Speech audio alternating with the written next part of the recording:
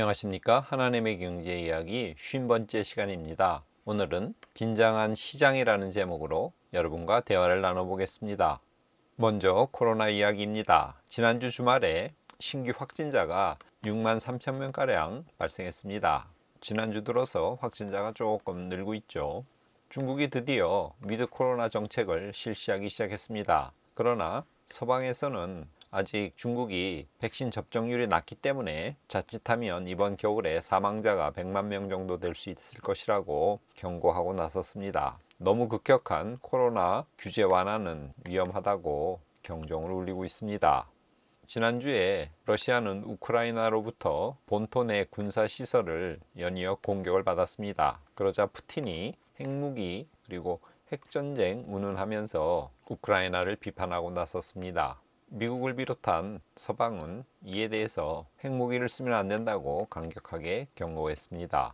부동산 이야기입니다. 집값이 굉장히 많이 떨어지고 있습니다. 심지어는 반토막 난 곳도 있습니다. 이자가 급격하게 오르기 때문에 많은 돈을 빌려서 산 영끌족들 지금 패닉에 빠져 있습니다. 참 걱정입니다.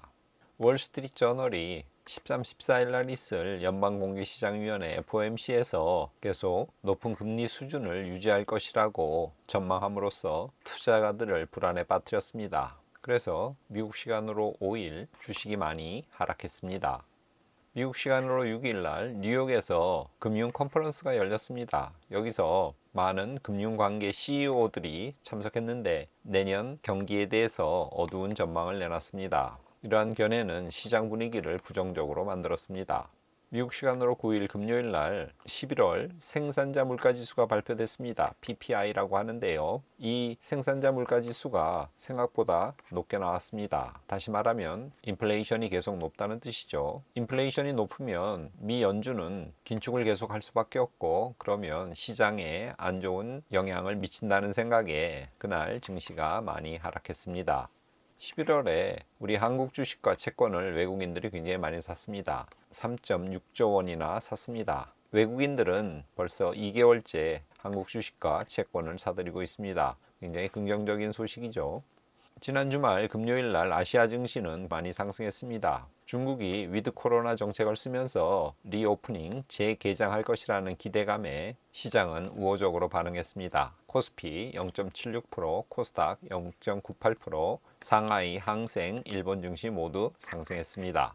영국계 은행 스탠다드 차타드 줄여서 SC라고 하는데 여기서 비트코인이 내년에 5,000달러까지 폭락할 수 있다고 전망을 내놨습니다. 반면에 금은 30% 정도 오를 수 있다고, 그래서 온스당 2,250달러까지 갈 수 있다고 전망을 했습니다. 반면에 벤처 캐피탈리스트 팀 트레이퍼는 최근 인터뷰에서 비트코인이 내년에 25만 불까지 갈 수 있을 것이라고 예상했습니다. 과연 누구 말이 맞는지 지켜봐야 될 것 같습니다.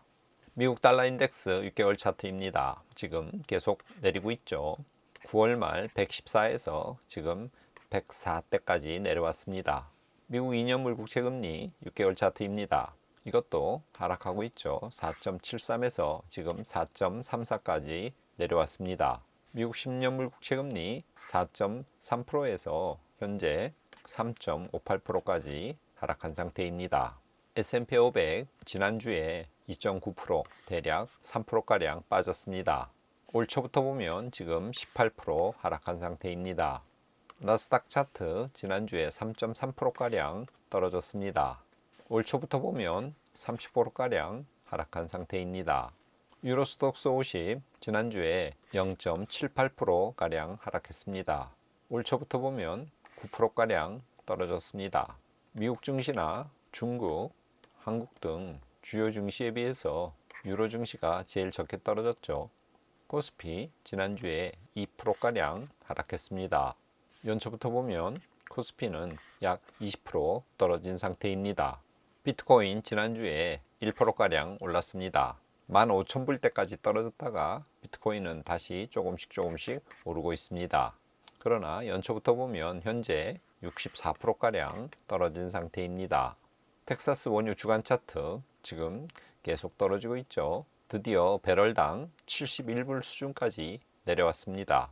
120불까지 갔던 원유가 이렇게 떨어진 것은 이제 원자재 관련 인플레이션은 어느 정도 진정된 것이 아닌가 생각하게 만듭니다. 하나님의 경제 이야기 이번 주는 긴장한 시장이라고 제목을 붙여봤습니다. 지난주 월요일 날 미국에서 공급관리자협회 ISM의 11월 서비스업 구매관리자 지수 PMI가 발표되었는데 상승한 것으로 나왔습니다. 구매관리자 지수가 상승한다는 것은 경기가 좋다는 뜻이고, 그렇다면 연준이 계속 강한 긴축을 지속할 것이라는 예상이 시장을 지배하면서 그날 시장의 분위기가 좋지 않았습니다.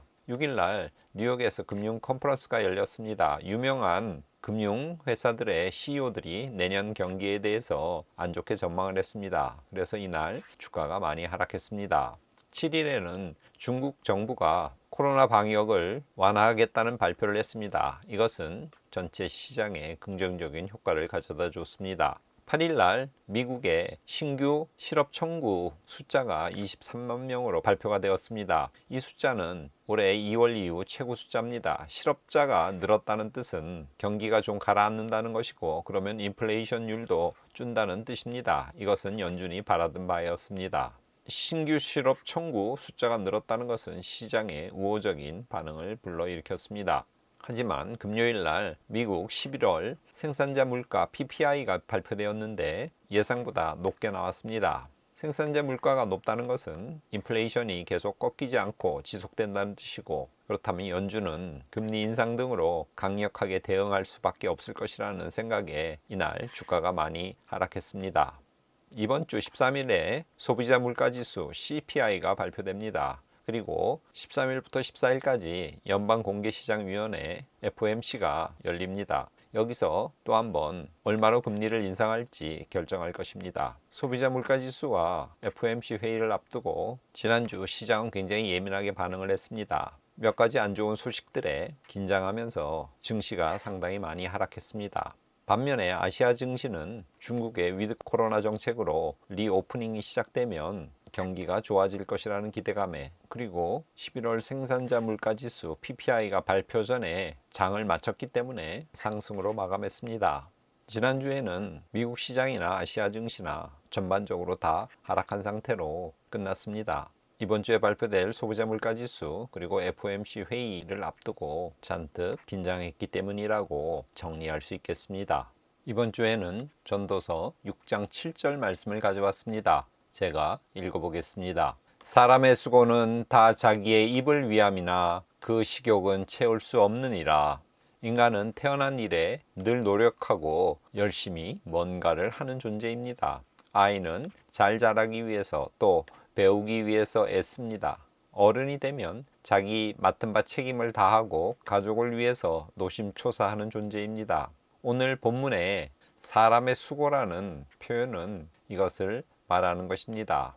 그런데 본문은 그 모든 수고는 자기 입을 위함이다 라고 그렇게 얘기하고, 그 식욕은 채울 수 없는 것이다 라고 얘기를 합니다.